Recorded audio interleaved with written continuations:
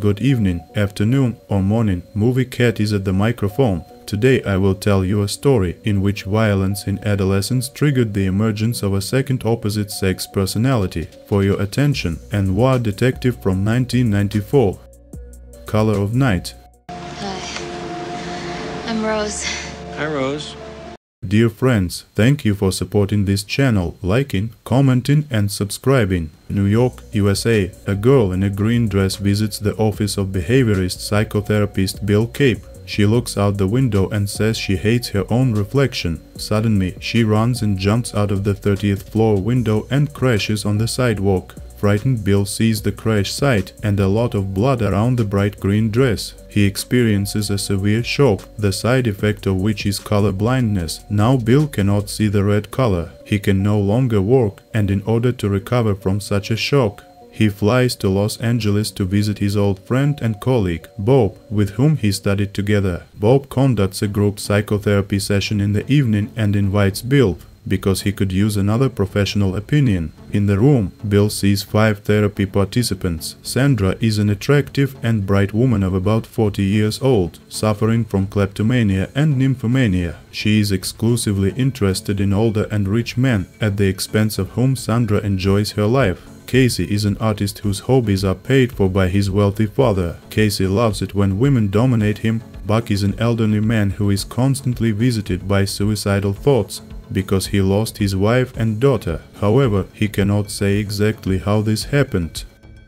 Richie is a teenager suffering from gender identity disorder. A short guy with glasses recognizes himself as a girl and is very shy when he tries to communicate. He is the most aloof and seemingly harmless of all, but when Casey teases him, Richie instantly attacks the offender with his fists. Clark is a lawyer who suffers from obsessive compulsive disorder and delusions of perfectionism. Clark distracts himself from obsessive thoughts by correctly arranging and counting all the objects. So in Bob's office he quickly counts how many books are on the shelves. After the session, Bob brings Bill to his home in an expensive house, surrounded by a fence, and also equipped with a modern security system and video surveillance. When Bill asks why so many precautions are needed, Bob admits that he is afraid of being attacked by one of his clients. The next evening, Bob is alone in his office and takes out his personal diary. Hearing a suspicious noise, he goes into the therapy room and hides his notes there, disguising his diary with the cover of a biography of Van Gogh. Suddenly the lights go out and an unknown person breaks into the reception area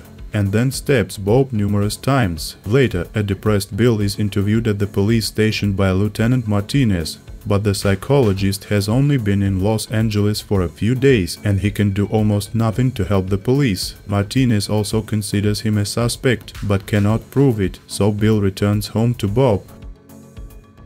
Later, Martinez examines the deceased's house, but finds no clues there. Having no other plan, Martinez asks Bill for help in solving the crime. He needs to collect all 5 patients and report Bob's death. Perhaps one of them will give himself away. Bill goes to Bob's office, but on the way the taillight of his car is broken by a young beautiful girl. Her name is Rose and she wants to pay for the damage, but she doesn't have insurance. Then Bill leaves her the phone number and address of Bob's house. Rose is surprised that Bill doesn't ask for her contact information in return. But the psychologist doesn't see the point in this, because the girl can easily deceive him. Bill gathers the group in the evening and reports Bob's death. Everyone present takes the news differently, but their common desire is for Bill to continue therapy with the group instead of Bob. Bill admits that his last patient jumped out of a window and therefore he does not feel that he can engage in psychotherapy again. Having united, the group members ask for help and Bill promises to try. When Lieutenant Martinez finds out that no one in the group has given themselves away yet,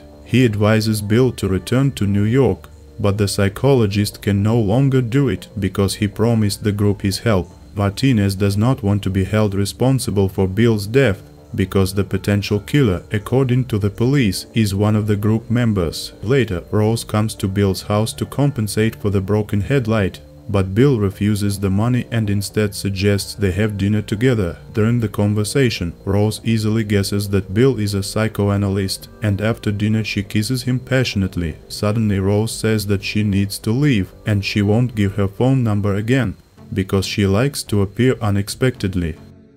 The next day, Dale Dexter, Richie's older brother and guardian, comes to Bill's office. He asks to release Richie from treatment because according to Dale, it is the constant therapy and the psychiatrists around him that prevent Richie from believing he is healthy. However, Bill says that he must first talk to Richie himself about this. Returning home, Bill finds a rattlesnake in Bob's mailbox, which he barely manages to dodge. At this moment, Martinez arrives and says that he has checked the alibis of all 5 patients, and only artist Casey's is dubious. At the time of Bob's murder, Casey was home alone. Martinez also suspects Bill because he and Bob were competitors. However, envy of professional success does not seem to be sufficient motivation for Bill, and working in 2 different cities at a great distance from each other does not seem like serious competition. Suddenly Bill sees Rose in a beautiful dress at the gate. He quickly escorts Lieutenant Martinez off, and then Rose jumps into the pool with her clothes on,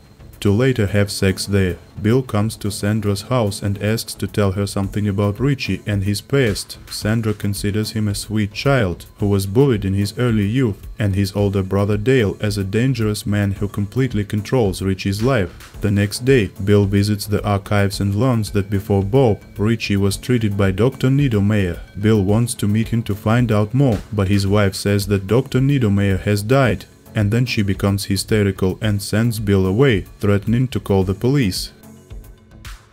At the next group therapy session, Bill asks everyone to talk about their partner. Nymphomaniac Sandra considers her closest person not to be a man, but to her friend Bonnie, who is completely suitable for her as a partner. The artist Casey is in love with one of his models, who is very beautiful and gives him what he really wants. Richie doesn't interact with anyone except his brother Dale and the therapy participants, because he wants to be a woman, but has not yet accepted himself as such. Buck says that he recently met a charming girl, but she is too young for him. He doesn't yet know how to take the next step and isn't sure if he needs it at all. Perfectionist lawyer Clark refuses to share personal details, and Sandra is angry with him for this. The next day, Bill comes to Clark and asks why Sandra reacted so strongly at the session yesterday. Clark admits that he had a relationship with Sandra. He is in love with her, but his painful attitude to order does not allow Clark to be with her. He thinks that Sandra's house is in complete chaos. Things are scattered, napkins are not lying straight, and it's impossible to go into the bathroom at all.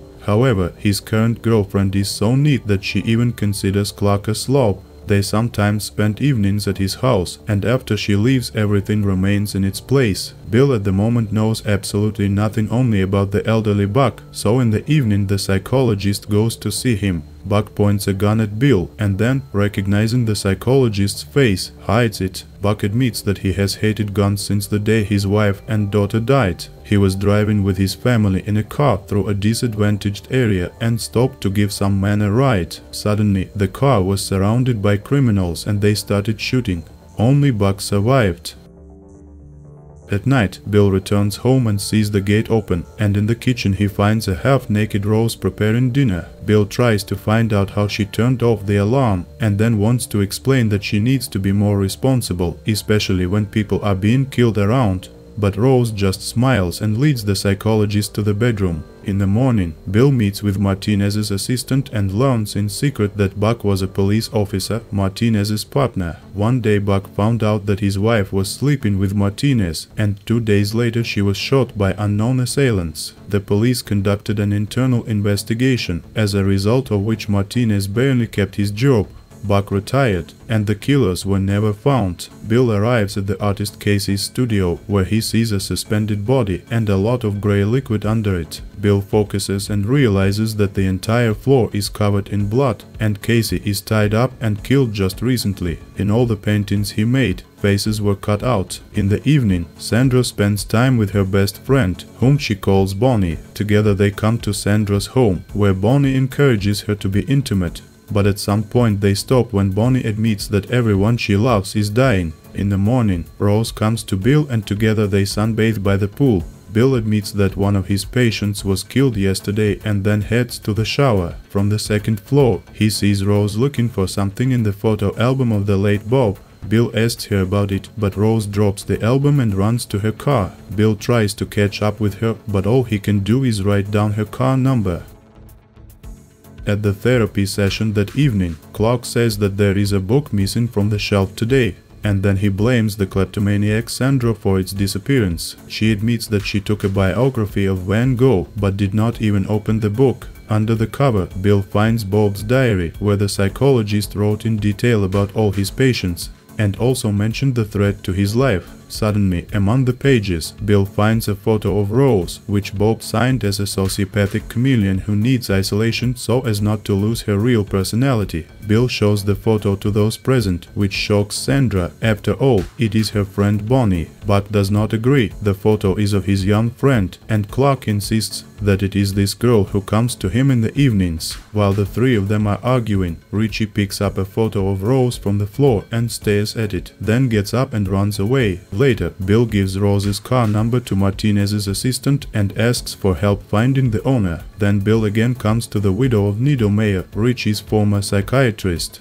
to find out what she is hiding. The widow tries to kick Bill out again, but when the psychologist promises to go to the police and find out everything himself, she is forced to tell the truth. The real Richie committed suicide 4 years ago, and only 2 children remained in the Dexter family, Dale and Rose. Hearing her name, Bill runs out of the widow's house and hurries to the Dexter furniture factory. Upstairs, Bill finds Richie chained to a chair, injured, and demands to be left alone because he doesn't need help. Bill goes up the stairs, takes off his glasses and wig, and says he needs Rose.